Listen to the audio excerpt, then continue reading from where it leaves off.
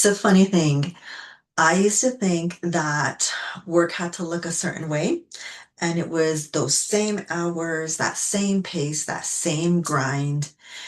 But when your body says, nope, that ain't happening, then you have to rethink everything when it comes to work and life with chronic illness. Hi, I'm Victoria Martinez, artist, poet, and small business owner, and I'm here to help you on your chronic illness journey. This is part three in a series on working with chronic illness. Let's get started. So today I wanted to talk to you about work accommodations that you could ask for when it comes to your schedule. If you haven't seen part one and part two in this series, be sure to check those out on my YouTube channel. Where part one, I kind of give an overall picture of life with chronic illness when you're trying to work as well. And in part two, it was work accommodations you could ask for in the office. And so today, the first thing I wanted to talk about was your hours and how you could ask for flexible hours as part of a work accommodation. So, one of the things that I've done over the past decade in different positions that I've held is ask for different types of hours. So, either coming in a little earlier or coming in a little later, depending on what your needs are and the times of day when you take medication. You could also ask to leave a little bit earlier if you need that as well. One of the other things you can ask for is a reduced hours schedule, so less hours. This is something that you were really going to have to think about because less hours also means less pay. So if that's something that you are able to do, if that's something that you want to do and something you think will be helpful to you, then this part of the video is for you. So I have worked anywhere from 60 hours a week to 40 hours a week, 30 hours a week, and 20 hours a week. I've also done contract work where I get to set my own schedule and decide what projects I work on and the times of day and days of the week when I work on those projects. So, depending on your lifestyle and your needs and your type of chronic illnesses, maybe one of those different things can work for you as well. There's lots of different options. What I really want you to remember is that this is your life. This is your body. This is your chronic illness that you are trying to navigate.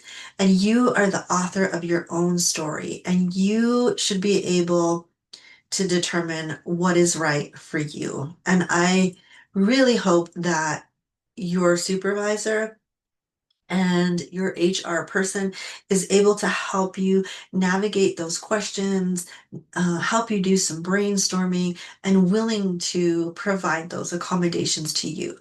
One thing to remember, as I have mentioned in previous videos, is that the ADA is created for your protections and to help you along this journey so that you can get what you need and still be able to work to the best of your ability. Okay, one of the other things that you can ask for as an accommodation for work is frequent breaks. So if you have some kind of condition where staring at a computer for long periods of time is difficult for you, or if you are in a type of environment where you have to stand for long periods of time, or if you're sitting for long periods of time and you need to get up and move, you can request an accommodation for frequent breaks. And that could be like 15-minute break once per hour, or I mean, the typical break when you work like an 8-hour shift is you get a lunch and then you get two 15-minute breaks. So you could just increase those breaks, or if you need to break up your lunch into smaller, more chunks throughout the day and be able to do that, you can try for that. Those are some of the things I've done over the years when I've been needing frequent breaks. I'll often, if I'm able to, go outside so I can get some fresh air.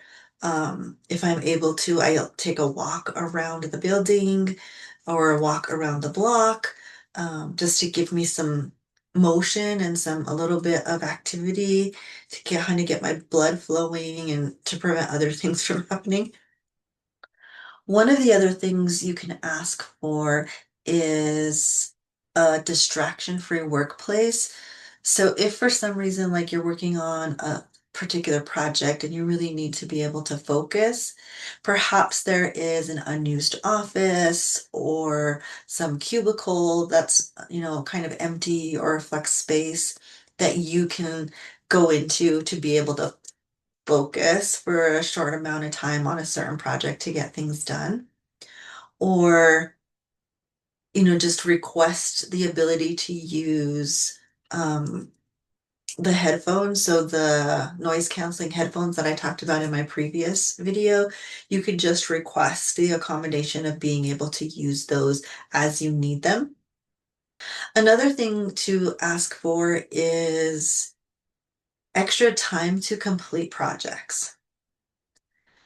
If for some reason, whatever you're experiencing, whatever you're going through, is either giving you brain fog or like you need to take frequent breaks, so it's going to take you longer to do something, then requesting the accommodation for extra time to complete an assignment or complete a task or a project is something that you can ask for. Again, that's also something that I've done throughout the years.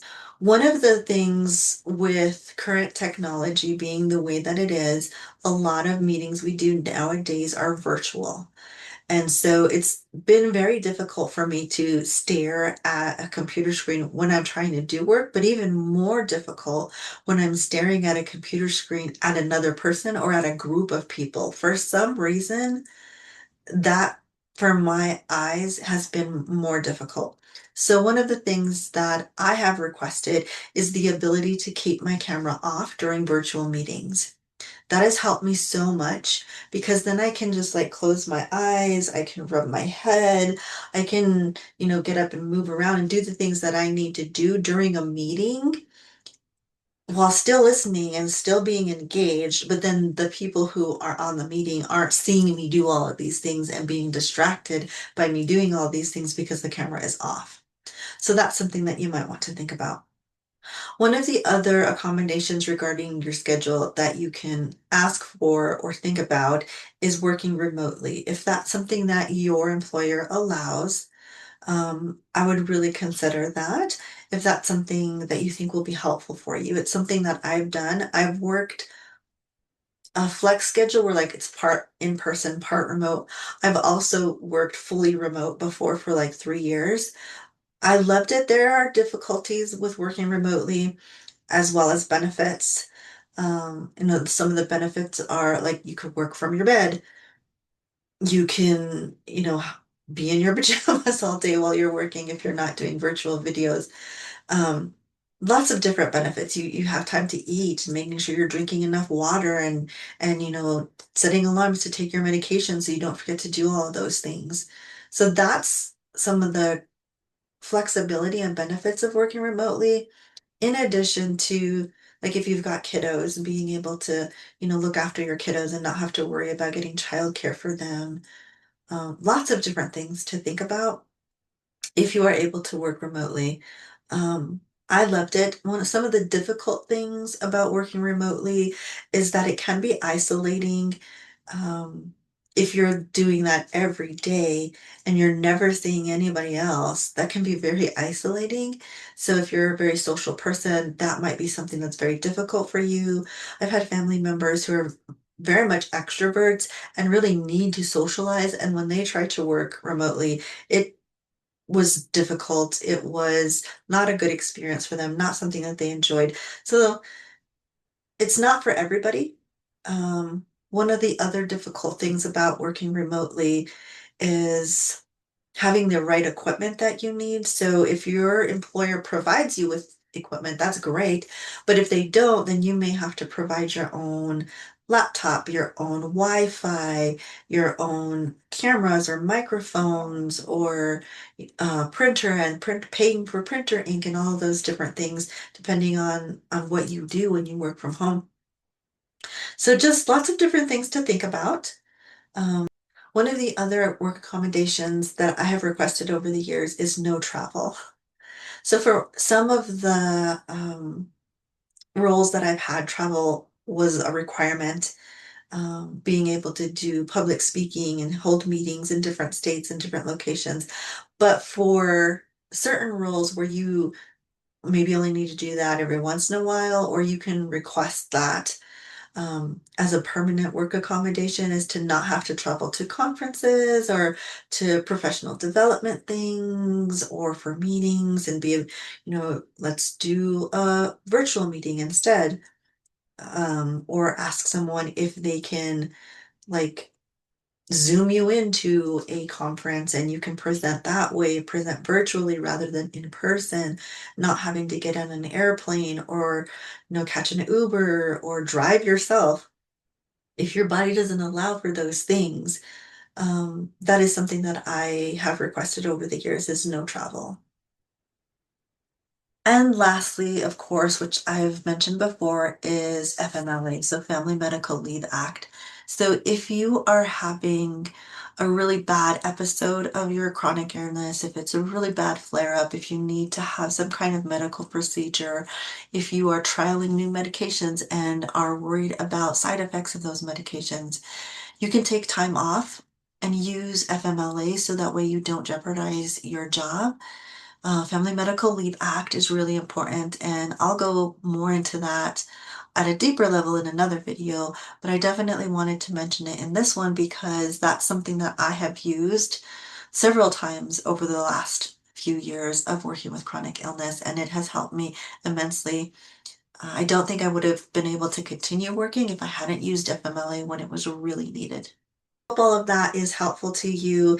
If you'd like to get more information on working with chronic illness, like I mentioned before, you can watch other videos in this series. You can also visit my website and read through the free content on my blog.